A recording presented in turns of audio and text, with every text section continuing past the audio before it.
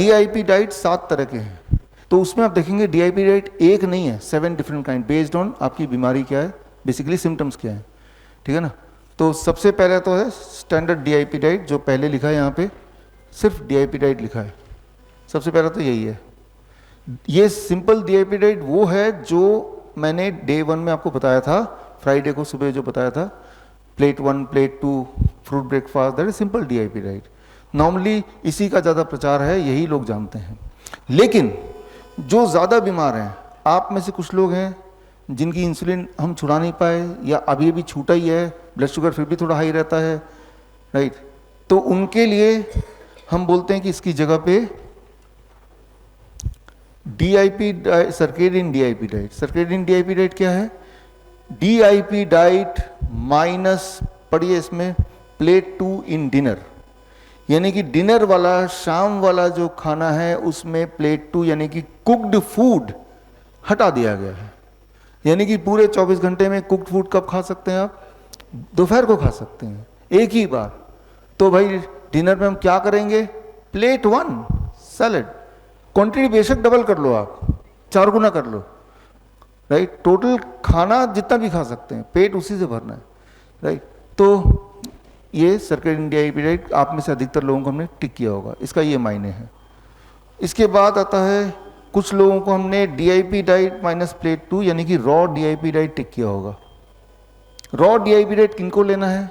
जिनके mouth ulcer है, mouth cancer है, जिनके स्टमक में अल्सर है, पेट में, जिनको कोलाइटिस है, कोलोन की दिक्कत है, जिनको मान लो यूटीआई है या पाइल्स है, तो ये फूड पाइप में कहीं भी जख्म है तो आपको अपना प्लेट 2 पूरी तरह से कुछ दिनों के लिए बंद करना पड़ेगा, जब तक कि वो जख्म हील ना हो जाए।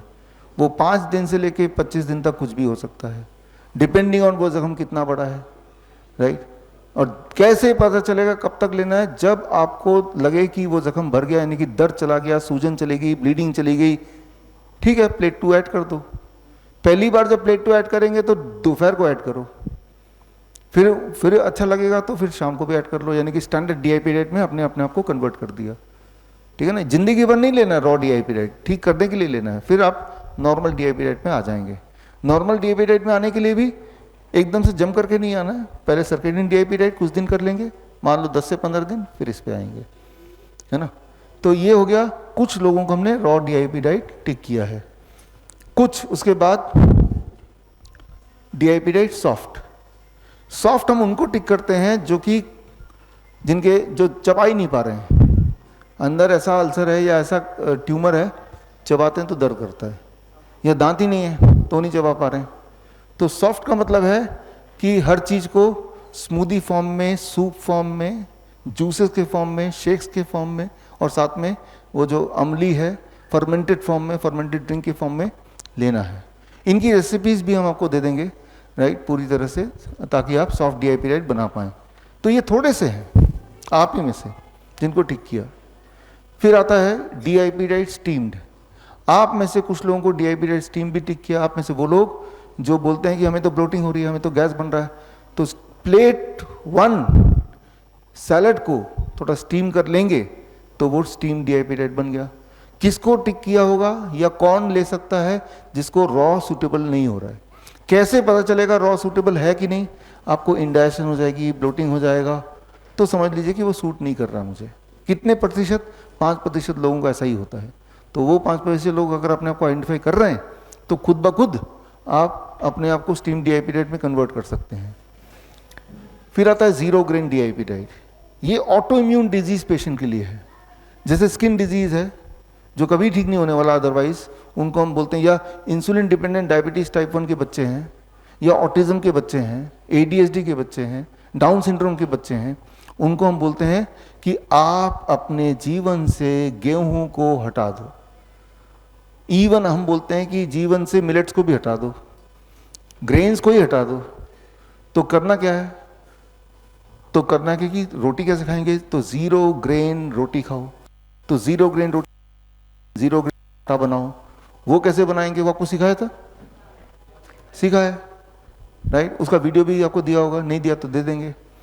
तो वो बनाओ, तो याद रखिए, हम में से कुछ लोगों को मैंने पहले भी बताया था, गेहूं जिसके अंदर ग्लूटिन नाम का एक प्रोटीन होता है, वो हमें ऑटो इम्यून ट्रिगर कर देता है कुछ लोगों में। तो इसीलिए जो ऑटो इम्यून के बच्चे हैं या न्यूरोलॉजिकल डिसऑर्डर के बच्चे हैं, तो उनको हम बोलते हैं कि आप अपने डाइट से गेहूं तो पर्टिकुलरली और इन जनरल एक बार को सारे ग्रेन से हटा दो जब तक ठीक नहीं हो जाते, है ना। तो इसे कहते हैं जीरो ग्रेन DIP डाइट। जैसे डायबिटीज़ टाइप 1 हो गया, कुछ इंसुलिन डिपेंडेंट पेशेंट को भी हम बोलते हैं, अगर इंसुलिन हम छुड़ा नहीं पाए 3 दिन में, कि कुछ दिनों के लिए आप अन्न छोड़ दो, क्योंकि अन्न ग्रेन्स ब्लड शुगर एब्रप्टली बढ़ा देता है, तो उसको छोड़ दो। ऐसा अन्न में कुछ है नहीं कि उसको छोड़ने से आपको कोई डेफिशिएंसी हो जाएगी। फ्रूट्स वेजिटेबल तो ले ही रहे हैं, राइट। तो इसलिए तो वो कुछ लोगों के लिए है, तो उनको हमने टिक किया है। फिर आता है एक आखिरी नाइट्रिक ऑक्साइड DIP डाइट।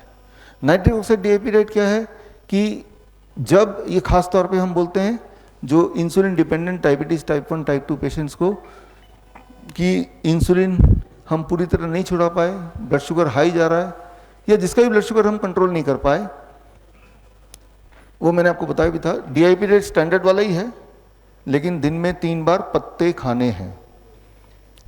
कितना पत्ता खाना है और कौन सा पत्ता खाना है? जितना बॉडी वेट है, मेरा बॉडी वेट 70 kg है, तो 70 ग्राम पत्ते पूरे दिन भर में मुझे खाना है। 70 ग्राम कौन से पत्ते? मूली के पत्ते, पान के पत्ते, धनिया के पत्ते, पुदीना के पत्ते, पालक के पत्ते, सलाद पत्ता, कई सारे पत्ते होते हैं, करी पत्ता, नीम का पत्ता भी हो सकता है। 3-4 तरह के पत्ते ले लिए जो एक्सेसिबल है, अवेलेबल है, उसको 70 ग्राम मैंने देख लिया। उसका 1/3 लिया खाली पेट सुबह खा लिया, 1/3 लिया लंच से पहले खा लिया, 1/3 लिया डिनर से पहले खा लिया। तो ये है, आपने 3 खुराक ले ली इंसुलिन की जगह, है ना। क्योंकि छोटे बच्चों को जैसे इंसुलिन डिपेंडेंट 3 बार तो क्या 4-4 बार इंसुलिन लगते हैं, फिर भी ब्लड शुगर कंट्रोल नहीं होता। तो इंसुलिन ना लेके ये कर लो, ठीक है। साइड इफेक्ट भी कुछ नहीं है इसका, और हमेशा भी नहीं करना है, कुछ दिनों में ठीक हो जाना है आपका ब्लड शुगर की दिक्कत, फिर नहीं खाना। तो this is called as nitric oxide DIP diet. तो इस तरह से हम अपने सूझबूझ से आपके लिए क्या सूटेबल होगा वो हमने टिक करके दे दिया। अब लेकिन आपको मैंने साथ में एक्सप्लेन किया तो आपको और समझ आ गया कि क्यों दिया। तो उसके क्यों के हिसाब से आप खुद भी चाहे तो ये देख सकते हैं कि कौन सा आपको ज़्यादा सूटेबल है, तो अदला बदली भी करके देख सकते हैं विच इज़ मोर सूटेबल। बड़ी से बड़ी बीमारी का आसान से आसान इलाज घर बैठे ही हो सकता है। अधिक जानकारी के लिए कांटेक्ट करें nearest Dr. BRC Clinic @ home।